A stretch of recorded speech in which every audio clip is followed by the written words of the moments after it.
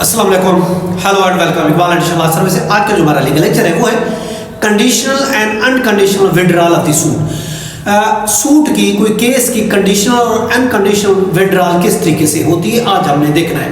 देखिए, सूट को कोई भी केस हम फाइल करते हैं तो उसको हम विड्रा करते हैं। अब कंडीशनल क्या सूट विड्रॉल होता है, किस तरीके से वापसी होती है, और अनकंडीशनल केस की किस तरीके से वापसी होती है। अब कानून इसमें मौजूद है आर्टिकल 23 रूल 1 CPC का, जो इसको डील करता है। अब देखिए, ये कोर्ट का काम है कि केस वापसी के टाइम अपना जुडिशियल माइंड इस्तेमाल करे और ये वादे तौर पर लिखे कि ये बंदा जो केस वापस ले रहा है कि ये कंडीशनल है या अनकंडीशनल है। याद रखिए, आर्टिकल 23 रूल 1 उसका सब रूल 1 है, ये सब्सटेंसिव है और एज वेल एज ये प्रोसीजरल भी है। ये प्रोविजन जो है, याद रखिए, मुद्दाई को जो प्लेंटिफ है उसको ये राइट देता है कि फाइल करने के बाद वो अपना केस वापस ले ले। किसी भी टाइम जब कोई केस फाइल करता है तो उसको ये राइट दिया जाता है कि वो अपना केस वापस भी ले सकता है, किसी भी वक्त वापस ले सकता है, उसकी कोई टाइम या हदूद नहीं है।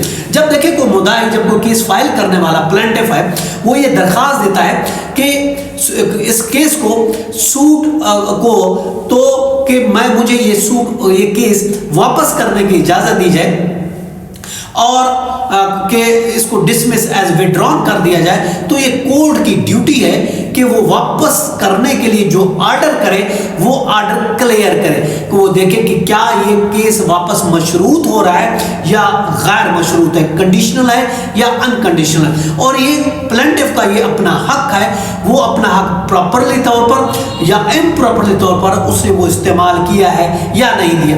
और कोर्ट मुतमईन जब हो जाए तो फिर वो केस को वापस लेने की इजाजत दे सकती है। और जब इजाजत दे तो उसमें क्लियर लिखा होना चाहिए कि वो साहब जरा वो एप्लीकेशन भी लगाए तो वो उसमें भी लिखे, क्लियर लिखे कि मैं ये केस प्रॉपरली कंडीशनल वापस लेना चाहता हूं या अनकंडीशनल, यानी क्या with permission to file fresh suit या नहीं।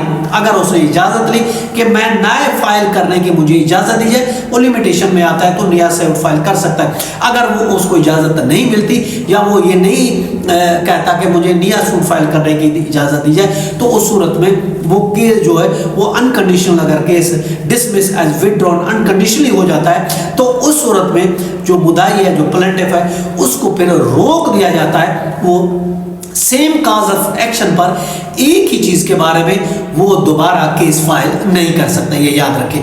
और याद रखें, अगर वो केस कंडीशनल तौर पर वापस हुआ है, मशरूत है, नए केस फाइल करने की शर्त के साथ कि नया केस फाइल आप कर सकते, तो फिर उस सूरत में उसका राइट बनता है मुद्दाई का, प्लेंटिफ का, कि वो लॉ ऑफ लिमिटेशन अगर मौजूद है तो उसके साथ वो केस को दोबारा फाइल कर सकता है। देखिए, ये ड्यूटी ऑफ द कोर्ट है कि वो अपना जुडिशियल माइंड इस्तेमाल करते हुए और वो प्रॉपर रीजन लिखे कि ये सूट किस लिए वापस हो रहा है, क्या वो दोबारा ये कंडीशनल है, अनकंडीशनल है, और उसको दोबारा केस फाइल करने की इजाजत है या नहीं है। और अगर देखें, जज को चाहिए अपना जुडिशियल माइंड इस्तेमाल करे। अगर जुडिशियल माइंड इस्तेमाल नहीं करता, वो वैसे विड्रॉल कर लेता, तो ये फिर मसला हो जाएगा मुद्दाई के लिए दोबारा सूट फाइल करने के। इसलिए उसको भी इजाजत क्लियरली मांगनी चाहिए और फिर जो उसको विड्रॉल का ऑर्डर है वो भी क्लियरली होना चाहिए।